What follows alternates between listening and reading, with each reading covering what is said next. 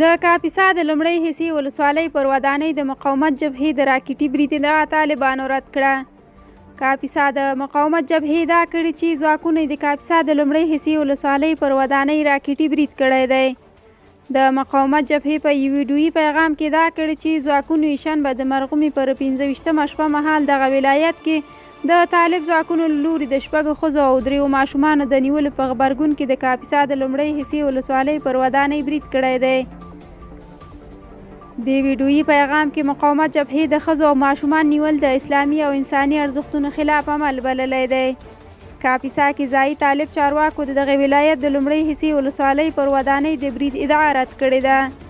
کاپیسا کې د طالبانو سرپرست حکومت د والي ویان کریم الله وثیق 8 صفر ورځپاڼې ته وویل هیڅ پیښه نه ده شوې.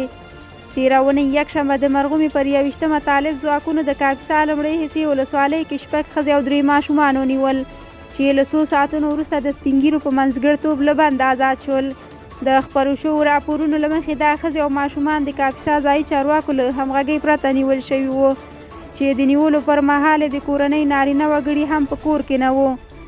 طالبانو هغه مهال ویلي چې دا میرمنې او ماشومان د یو حقوقي شکایت له مخې نیول شوي دي.